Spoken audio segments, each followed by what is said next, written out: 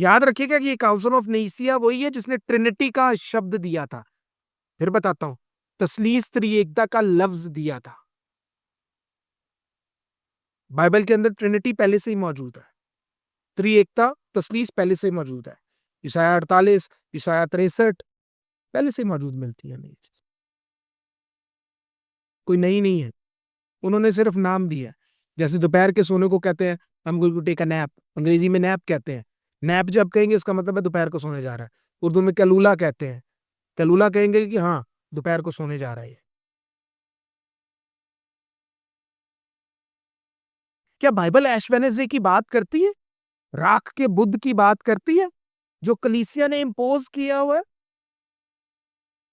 मैं कोशिश करूंगा कि आपको काउंसिल ऑफ नीसिया के बारे में भी बताऊं, जुमेरात को, वीरवार वाले दिन, थर्सडे को, ताकि आपको पता हो जब कोई बताए जी ये तो बाइबल में से नहीं है, ये तो काउंसिल ऑफ नीसिया में दिया है। काउंसिल ऑफ नीसिया का भी खोल के देखेंगे कि वो क्या है। आपको पता है यीशु ने तो ये मना किया है। मत्ती 6, 16, 17, 18 पढ़ते हैं। Matthew chapter 6 verse 16 to 18। Let's go. जब तुम उपवास करो तो कपटियों के नाई तुम्हारे मुंह पर उदासी न छाई रहे, क्योंकि वे अपना मुंह बनाए रहते हैं ताकि लोग उन्हें उपवासी जाने। मैं तुमसे सच कहता हूँ कि वे अपना प्रतिफल पा चुके। परंतु जब तू उपवास करे तो अपने सिर पर तेल मल और मुंह धो, ताकि लोग नहीं परंतु तेरा पिता जो गुप्त में है तुझे उपवासी जाने। इस दशा में तेरा पिता जो गुप्त में देखता है तुझे प्रतिफल देगा। आमीन। यीशु कहता है तेल लाओ, लोकी राख लांदे ने। जी बेटा उर्दू में पढ़ो। और जब तुम रोजा रखो तो रियाकारों की तरह अपनी सूरत उदास ना बनाओ, क्योंकि वो अपना मुंह बिगाड़ते हैं ताकि लोग उनको रोजादार जाने। मैं तुमसे सच कहता हूँ वो अपना अजर पा चुके। बल्कि जब तू रोजा रखे तो अपने सर में तेल डाल और मुंह धो, ताकि आदमी नहीं बल्कि तेरा बाप जो पोशीदगी में है तुझे रोजादार जाने। इस सूरत में तेरा बाप जो पोशीदगी में देखता है तुझे बदला देगा। आमीन।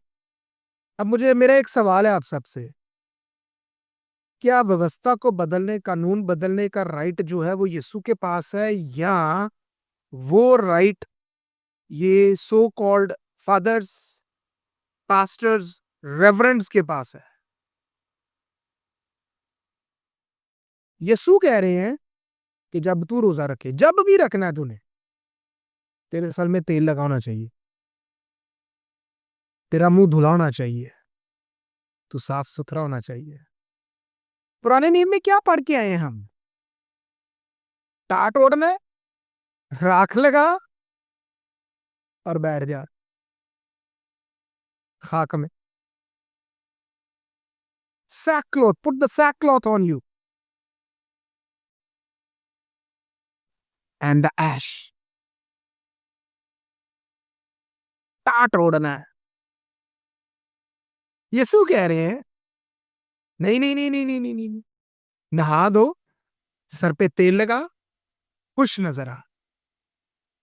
तो हमारे लोग क्या करते हैं आजकल? मुंह बनाया था, ओ जी रोजे में है हम, हैं जी, जी रोजे चल रहे हैं ना। बेटा सारे फॉलो करते हैं, चाहे प्रेस्बिटेरियन हो, चाहे प्रोटेस्टेंट हो, चाहे चर्च ऑफ पाकिस्तान हो, जेड़ा मर्जी चर्च हो, ये सब फॉलो करते हैं इसी चीज को। जो मालिक है वो कहता है तूने राख नहीं लगानी, तूने अपना मुंह जो है ना वो रियाकारों की तरह, हिपोक्रेट्स की तरह, ढोंगियों की तरह नहीं बनाना, बल्कि खुश रहना है। इंडिया, पाकिस्तान हो, नेपाल, नेपाल हो, श्रीलंका हो, चाहे अफ्रीका के चर्चेस हो, सब ये ड्रामा करते हैं। They all do. यीशु एक चीज को कह रहे हैं कि नहीं करना है, चर्च कर रहा है उसको। लॉजिक क्या दे रहा है? आजजी, निर्मताई आएगी आप में हम्बलनेस होगी, आपको ये एहसास होगा कि आपने मरना है। मरने का तो अगले सादा नहीं पता, ये बात तो हकीकत है, इसको तो कोई जुटला ही नहीं सकता कि मरना नहीं है। मरना तो है, जहां मर्जी भाग ले, मरना है। हाँ यीशु आके टाइम तो पहले चुक के ना ले जाए, फिर नहीं मरते, फिर अपा चले जाओ।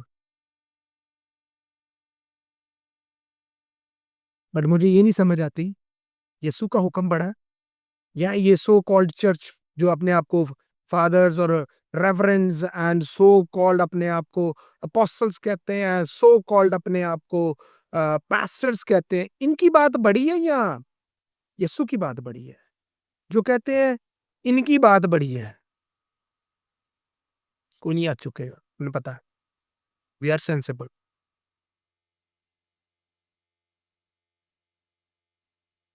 कोई भी हाथ नहीं उठाएगा।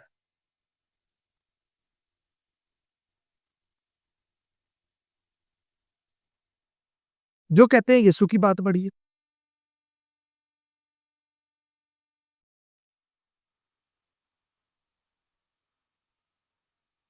यस, ऑब्वियसली, आई नो, हर हाथ उठेगा क्योंकि यीशु की बात बड़ी है, मगर हम मानते क्यों नहीं है उसकी बात? क्वेश्चन इज, हम उसकी बात क्यों नहीं मानते हैं? क्या हम अंधे हैं? क्या हम रूहानी तौर पर अंधे हैं जो इन लोगों के पीछे पीछे चल रहे हैं? ये लोग खुद तो अंधे हैं ही, खुद तो ये गड़े में जाएंगे ही, दूसरों को भी लेके साथ जाएंगे, और लोग फंस के जाते हैं। मरकस 7 अध्याय 7 और 8 आयत पढ़ते हैं, लेट्स गो।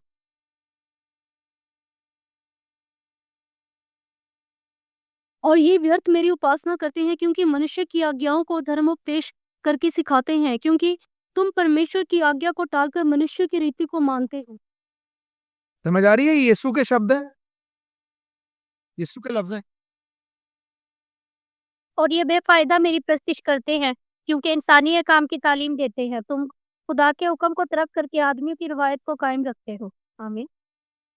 आदमी की रवायत को लेकर चलते हो, आदमी जो कहता है वो करते हो, जो खुदावंद कह रहे हैं वो तो सुन ही नहीं रहे। यीशु ने क्या कहा है? तू जब भी रोजा रखे। क्या यीशु ने 40 रोजे नहीं रखे? रखे हैं। क्या उसने कहा तुमने भी रखने हैं?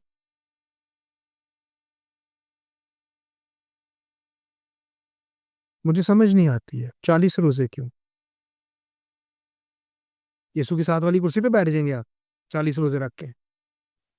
40 रोजे रखने का मतलब है कि आपके अंदर वो नॉइंटिंग कैरी करें जो बंदा सोच भी नहीं सकता, कुछ भी नहीं होता।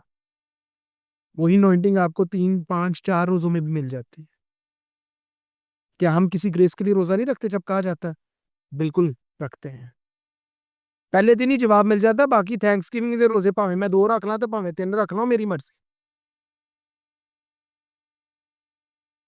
वो मेरी मर्जी है।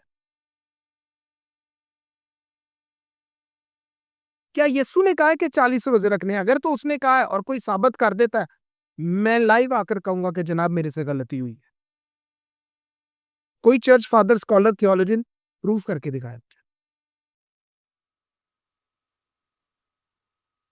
नहीं कर सकते क्योंकि है ही नहीं, यीशु ने कहा ही नहीं। मगर ये लोग खुदावंद के हुक्म को बदल देते हैं, तोड़ देते हैं, और लोगों को भी लगाते हैं। लोग भी तोड़ रहे होते हैं हंस के रज के। वो कहता है ओ भाई राख दा बुद्ध नहीं होता कोई, राख नहीं लगानी, नहीं यूज करनी। क्यों नहीं करनी? सवाल ये है। पुराने नियम में कह रहा है खुदा तुमने करनी है, और अब कह रहा है नहीं करनी। इसलिए कि उसने तो फतह हासिल कर ली है, उसने तो जय हासिल कर ली है, उसने विक्ट्री हासिल कर ली है, और हम उस विक्ट्री के साथ पैदा होते हैं, हम उस जीत के साथ पैदा होते हैं, तो फिर असी राखा क्यों लांदे फिरिए? अब तो यीशु हमारे इकरार करके माफी मांगने से इतना ही दूर है, चंद 1 मिनट की बात दूरी पर है वो हमसे, शायद वो भी 30 40 सेकंड कह लो। कि अगर मैं अपने मुंह से इकरार करता हूँ कि हाँ खुदावंद खुदा मैं गुनाहगार हूं, मैंने बहुत गुनाह किए हैं, आप सब जानते हैं, मैं इकरार करता हूँ, और मैं इस बात पे भी ईमान रखता हूँ कि यीशु के लहू के वसीले से मेरे सब गुनाह धुल के साफ हो गए। कितनी की देर लगी है? मैंने पूरा मिनट मिनट भी नहीं लगा, और निजात मेरी है क्योंकि मैंने इकरार कर लिया कि हाँ खुदावंद मैं गुनाहगार हूँ। खुदावंद कहते हैं तेरे गुनाह चाहे कितने किरमजी क्यों ना हो, ईसाया 1:18, कितने किरमजी क्यों ना हो, मैं बर्फ के माने 2 क्यों साफ कर दूंगा। कहता अपने नाम की खातिर से तेरे गुनाहों को मिटा देता तो ये खताओं को याद नहीं करता। कैसे? यीशु के लहू के वसीला से। इज़ाया 43:25 में यीशु के लहू के वसीला से इतनी दूर निजात पड़ी हुई है। हाँ, मैं रोजा रखूंगा क्योंकि मैं आजिज़ी दिखाऊंगा कि खुदावंद मैं कुछ नहीं हूं, तू ही सब कुछ है। वो कहता है, अच्छा यीशु है कौन? हमने थर्सडे को सीखा था वो कौन है। निर्गमन, खरूज 31 की 18 पढ़ेंगे सब।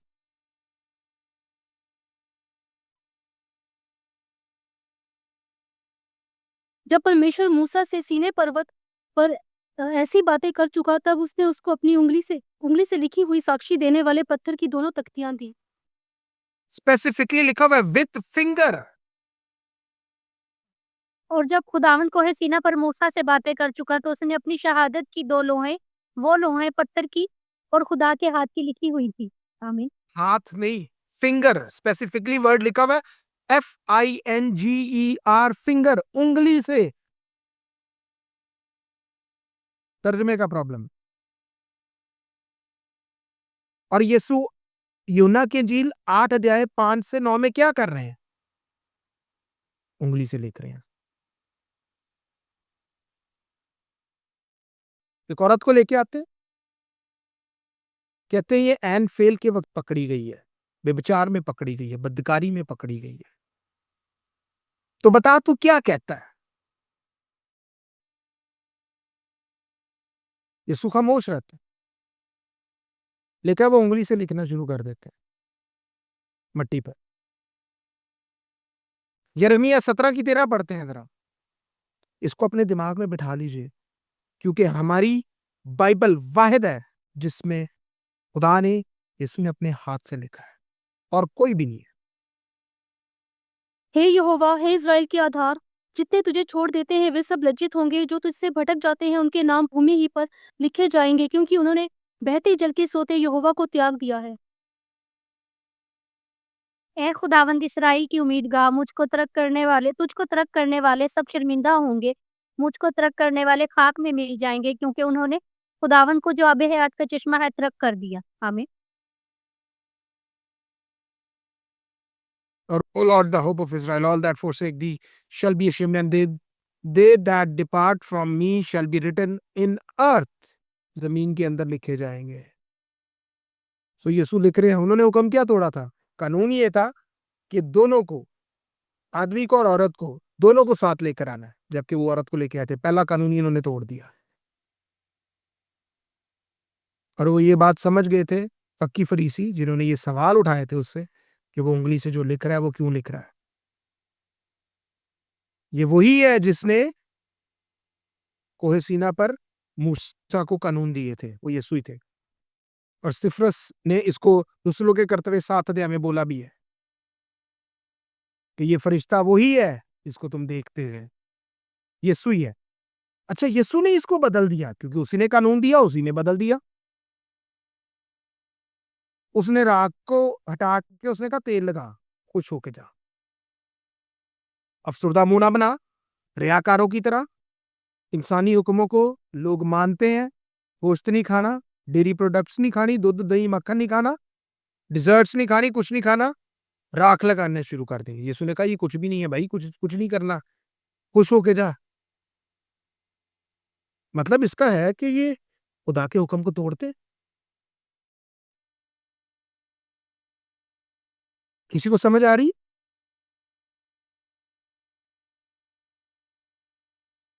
Anybody understands?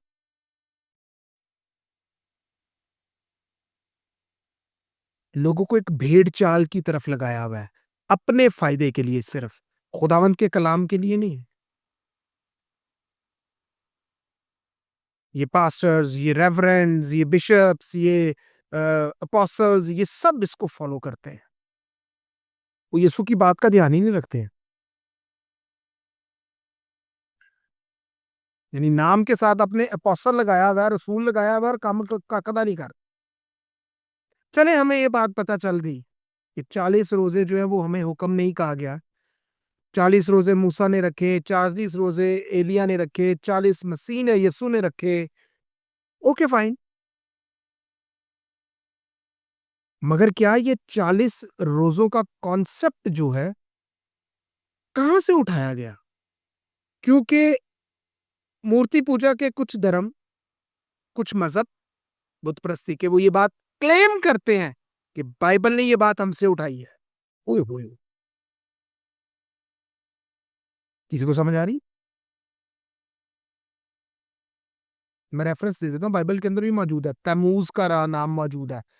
तमूज जो है वो इस्तरात का बॉयफ्रेंड था। I am telling you the truth. मैं आपको अपने पास से कोई बात नहीं बता रहा, और इसके बकायदा रिकॉर्ड मौजूद है। आर्कोलॉजिकली इसके रिकॉर्ड मौजूद है। क्या बोलते हैं उसको, सारे कदीमा में इनके रिकॉर्ड मौजूद है, टैबलेट्स मौजूद है, यूनिफॉर्म राइटिंग्स के अंदर ये सब मौजूद है। कि मैं अपने हवा में बात कर रहा हूँ आपसे, ये जी एक मिथोलॉजी है। हाँ, इसको मिथोलॉजी में बड़ा बताया जाता है कि मिथोलॉजी है, ख्याल है। नहीं, ये ख्याल नहीं है, ये वाकई में ऐसा हुआ है, क्योंकि वो राइटिंग्स मिली है। तमूज बाइबल के अंदर भी मौजूद है। इस्तरात उसकी गर्लफ्रेंड थी। I am telling you the truth. और ये दोनों देवता थे, देवी देवता थे। हिजकियल 8 अध्याय 14 आयत पढ़ते हैं। हिजकियल चैप्टर 8 वर्स 14। आपको वापस सोच मेरे। जी बेटा। तब वह मुझे यहोवा के भवन के उस फाटक के पास ले गया जो उत्तर की ओर था, और वहां स्त्रियां बैठी हुई तम्मूज के लिए रो रही थी। हम्म। तब वो मुझे खुदावन के घर के शुमारी फाटक पर लाया, और क्या देखता हूँ कि वहां औरतें बैठी तम्मूज पर नोहा कर रही थी। हमें औरतें कर रही थी सिर्फ। तमूज जो है ना, वो वेजिटेशन यानी काश्तकारी फसलों को बरकत देने वाला, और भेड़ बकरियों को बरकत देने वाला, और नया जीवन देने वाला। हिजकियल 8 बाब 14 है। ये इस चीज का देवता था। और क्योंकि इसको कहीं पे बाल भी कहा जाता है, क्योंकि इस तरह जहां पर होगी वहां पे बाल लाजिम होगा, बाल कहा जाता है। और मैं आपको हमेशा बताता हूँ कि इनके मंदिरों में टेम्पल प्रोस्टिट्यूशन बहुत ज्यादा थी। व्यभिचार मंदिरों के अंदर बहुत ज्यादा था, बदकारी मंदिरों के अंदर बहुत ज्यादा थी। इसलिए औरतें ऑल द टाइम वहां पर मौजूद होती थी। जिसको जो करना है वो करके जा सकता है, क्योंकि वो कहते थे कि इससे देवी या देवता हमें बरकत बहुत देगा। यूनानी में इसी तैमूज को एडियोस कहते हैं, ADOUIS। ग्रीक में उसका नाम वहां पर ये है, दोबारा जिंदगी देने वाला देवता है। मिस्री इसको ओसिरिस कहते हैं। ओसेरियस, सॉरी, ओसेरियस कहते हैं इसको। OSIRIS। इटर्नल जिंदगी देने वाला भी, यानी अनंतकाल जीवन देने वाला भी, और जिंदा करने वाला। बाइबल में इसका नाम तैमूज लिखा हुआ है। इस्तरात जिसका नाम एना एनाना एनाना ANANNA, उसको वो भी कहते हैं। अर्तमस देवी यूनानी में इसका नाम है। इश्तार भी कहते हैं, इस्तरात भी कहते हैं। और समेरियन मिथोलॉजी के मुताबिक इन दोनों की शादी नहीं थी, ये दोनों बॉयफ्रेंड गर्लफ्रेंड थे। और तैमूज मर गया था, और इस्तरात की बहन जो थी वो अंडरवर्ल्ड की रूलर थी, वो अंडरवर्ल्ड को कंट्रोल करती थी। उसका नाम एरिश की गाल था। ये बड़ा जरूरी है। और इस्तरात उसको जिंदा करने के लिए, उसकी रूह को वापस लेने के लिए पाताल लोक में गई थी, नरक में गई थी। 40 दिन तक वहां पे रही थी। फिर मुआहिदा ये हुआ कि 6 महीने, क्योंकि वो वापस आ गया, इस्तरात फंस गई। ये पहली मिथोलॉजी के बारे में बता रहा हूँ। इस्तरात फंस गई, और इस्तरात ने एक आदमी को पीछे छोड़ा था जिसका नाम था निनशुबुर, NINSHUBUR। उसने कहा था कि अगर मैं वापस ना हूं तो फिर देवताओं की मदद मांगी। सो उसने वो वापस नहीं, तो उसने देवताओं की मदद मांगी। ये बाहर आई तो पता चला तमूज साहब पार्टी कर रहे हैं, ही इज एंजॉइंग।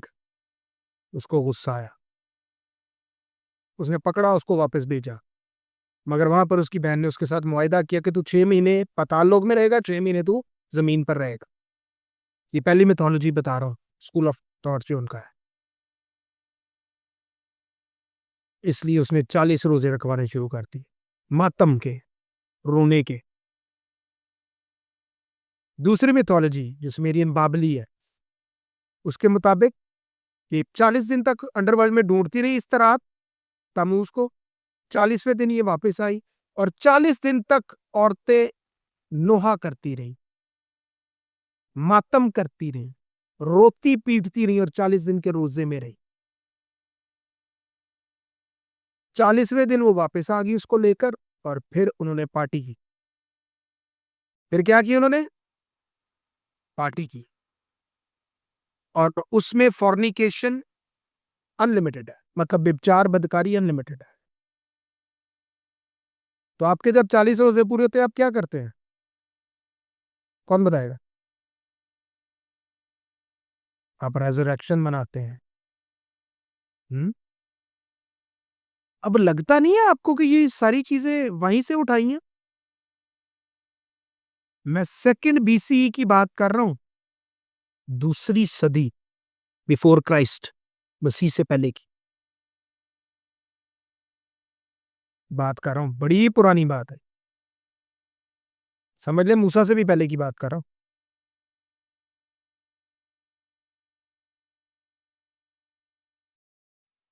आपको नहीं लगता कि ये चीजें वहां से बाइबल में ऐड हो गई हैं? आपको पता है अन्य जाति के लोग, गैर मजहब के लोग अपोलोजेटिक्स ये सवाल बड़ा उठाते हैं। आपको नहीं लगा कि ये वैसे ही हुआ? किस किस को लगा? किसी को भी नहीं लगा? यहाँ तक किसी को समझ ही नहीं आई। किसको समझ नहीं आई? हाथ खड़ा करें, मैं दोबारा एक्सप्लेन करता हूँ, डोंट वरी। ओके, दोबारा से एक्सप्लेन करता हूँ, गौर से सुनिएगा। इस्तरात का जो बॉयफ्रेंड तमूज था वो मर गया। सो वो उसकी रूह को वापस लेने के लिए पताल लोक में चली गई, नरक में चली गई, जहन्नम में चली गई कि उसकी रूह को वापस लेकर आए और वो जिंदा हो जाए। सो जब वो गई तो 40 दिन तक मातम, क्योंकि वो मर गया था, 40 दिन तक मातम चल रहा था। हमारे इंडिया पाकिस्तान में कहते ना चालिया करना है, 40 दिन तक पहले मातम होता था। किस किस को याद है पुराने वक्त में? आजकल तो नहीं होता, आजकल तो तीसरे पे ही सब कुछ खत्म कर देते हैं और फिर 40 दिन के बाद एक रख लेते हैं।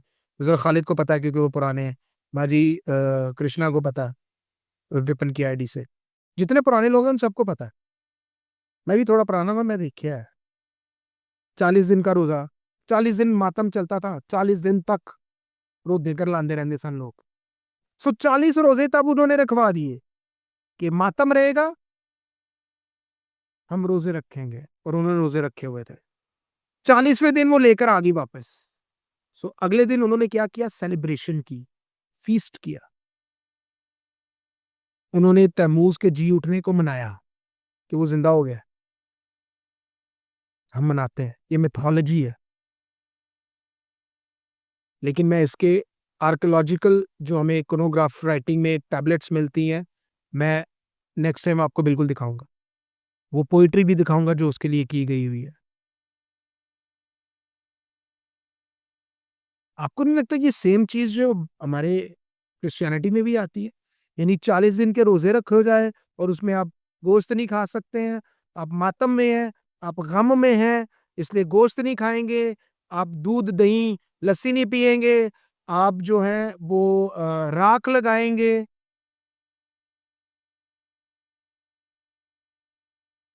आपको समझ आ रही है ये बात? किस किस को आ गई ये बात समझ?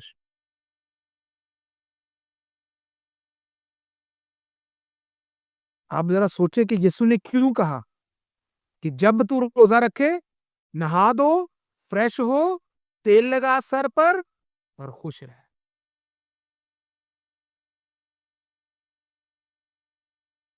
हाँ बेटा, एक मिथोलॉजी के मुताबिक ये उसका बेटा भी था, लेकिन ये लवर थे आपस में। समीर अहमद से आप कुछ भी एक्सपेक्ट कर सकते हैं। आपको जो अपने कैथोलिक चर्चेज में एक मूर्ति औरत की नजर आती है, उसके हाथ में एक बच्चा है ना, ये समीर अहमद का स्टैचू है। और वो कितना पुराना है और वो निकला है, दिखाऊंगा मैं आपको, उसकी तस्वीर भी दिखाऊंगा।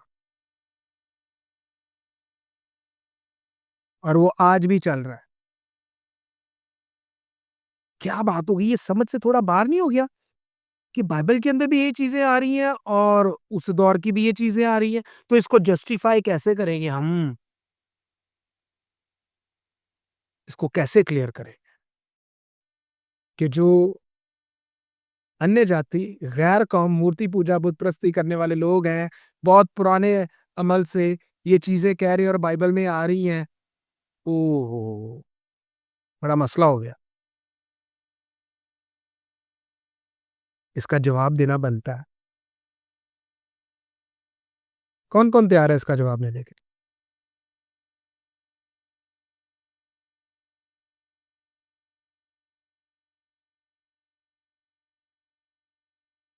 कोई नहीं, इसका जवाब लंबा है इसलिए आज नहीं दूंगा, मंगलवार वाले दिन दूंगा, ट्यूसडे वाले दिन इसका जवाब दूंगा।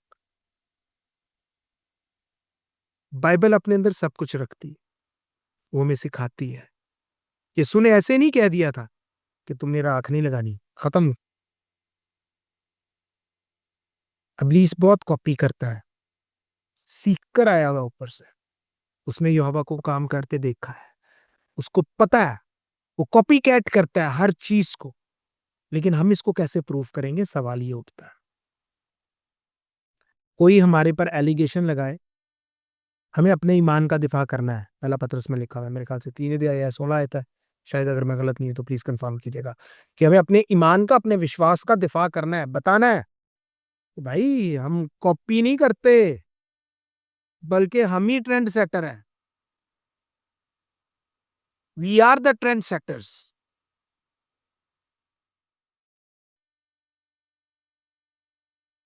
ये बात याद रखनी है, we are the trend setters. हम कॉपी नहीं करते किसी को। तो याद रखिए, 40 रोजे हम पे कहीं पर भी इम्प्लीमेंटेड नहीं है, इम्पोज्ड नहीं है। बाइबल ने हमें कभी नहीं कहा कि तुमने रखना है, चर्च ने खुद अपनी मर्जी से उसको इम्पोज किया, उसने रूल्स खुद अपनी मर्जी से दिए हैं। यीशु ने कहा राखने का नहीं, राख लगाओ, क्यों लगाए जी? मैं क्यों ऐश वेडनेसडे मनाऊं? भाई मेरे लिए तो खुशी का मौका है कि यीशु ने मेरे लिए जान दी है। जो दुख मुझे सहना था, वो उसने मेरे लिए सह दिया। सो मैं तो खुश होना चाहिए, मुझे तो खुश रहना चाहिए। काले कपड़े पालन के साढ़े मसीह, भाई जहालत है। जहालत का मतलब होता है ज्ञान, इल्म नहीं है, इग्नोर्ड है। गाली नहीं है, उर्दू के लफ्ज है। हमें पता नहीं होता कि हमारी भाषा में लफ्ज जो है वो क्या, हम उनको गलत तरफ ले जाते हैं। पाकिस्तान इंडिया बनने से पहले, 1940 से भी पहले, 19, मैं आपको 1900s की बात बता रहा हूँ, 18वीं सदी की बात बता रहा हूँ, 19वीं सदी की बात बता रहा हूँ। तब औरतों को, महिलाओं को बुलाने के लिए, मान लीजिए किसी का नाम अगर मैं अपने नाम लेता, अगर किसी भी बहन का नाम है तो उसके साथ बाई लगाया जाता था इज्जत के लिए।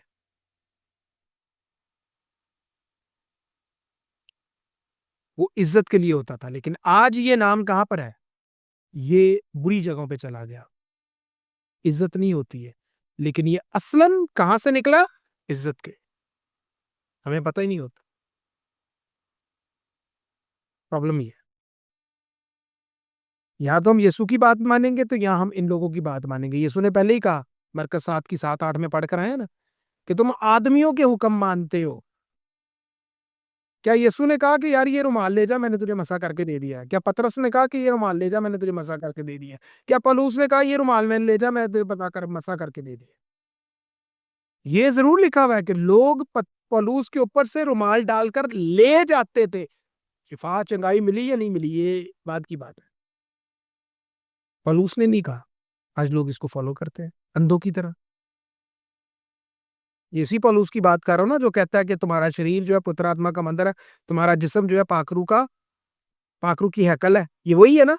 तो वो कहेगा कि अच्छा हो, मैं तुम्हें रुमाल जो है ना वो मसा करके देता हूँ, तुम ले जाओ, देखो क्या करामात होती है। लोग फॉलो करते, तो लानती नहीं होंगे? बिल्कुल होंगे। क्या वो है नहीं है? मैं नहीं कहता भाई, मेरी तरफ से नहीं है, को मनो मैं कहना वहां, सोचे भी नहीं।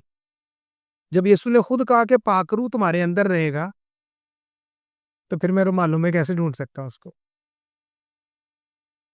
सोचने वाली बात है। जब यीशु खुद कह रहे हैं कि वो तुम्हारे अंदर रहेगा, यूहन्ना 14:17 में, वो तुम्हारे अंदर रहेगा, उसने नहीं कहा कि चीजों में रहेगा। तो इसका मतलब है कि आप ब्लास्फेम कर रहे हैं। जो लोग इसको फॉलो कर रहे हैं, वो कुफर कर रहे हैं, क्योंकि मालिक तो यीशु है, और उसी ने कहा कि पाखरू तुम्हारे अंदर रहेंगे, तुम हासिल कर सकते हो। यूहन्ना 14 पढ़े आगे, तो 22-23 में लिखा हुआ है कि तू अगर मुझसे प्यार प्यार प्रेम रखता है, प्यार करता है और मेरे हुक्मों की पालना करेगा, मैं और बाप तुझ में आके रहेंगे। ओए होए! हम रुमालों में ढूंढते हैं, शॉलों में ढूंढते हैं, तुरियों में ढूंढते हैं, कॉइन्स में ढूंढते हैं, हम वो रिस्ट बैंड्स में ढूंढते हैं, शर्टों में ढूंढते हैं। उसके नाम की तहकीर करते हो आप लोग, जब इन चीजों को फॉलो करते हो। तो इज्जत आएगी, मेरे से लिखवा के ना साइन करवा लें, जिल्लत ही आएगी।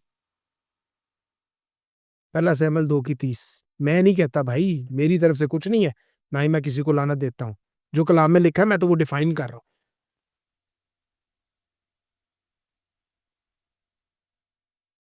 तो सोचे कि अंधा अंधे को क्या राह दिखाएगा, और ये अपने नामों के साथ प्रॉफिट्स, रसूल, प्रेरित, अपोस्टल्स लगाते हैं, पता कख नहीं है।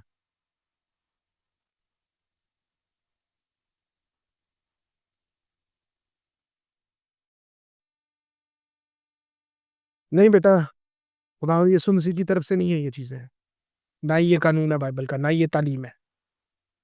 सो खुदा उनका शुक्र करते हैं, और मैं आपको चैलेंज देता हूँ, प्लीज इन चीजों से दूर रहें। Bible doesn't define that. यीशु ने खुद कहा, खबरदार, जब तू रोजा रखे, वो जी मैं गोश्त नहीं खाना, नहीं जी नहीं, इस महीने गोश्त नहीं खाएंगे जी हम। ਤੇ ਜਿੱਦਾਂ ਹੀ सैटरडे नाइट आएगी, ओए होए, साडे मसीहा ने दारू पी पी के तबाही ला देनी है, बारबेक्यू कर करके तबाही ला देनी है। ये आज ही निर्मताई 40 दिन करके आए हैं लोग, इसी कलाम का पता नहीं है, अंधेरे में है। तो खुदावंद आप सबके साथ रहे, इन चीजों से दूर रहें। इज्जत यीशु के कलाम को दें और यीशु को दें।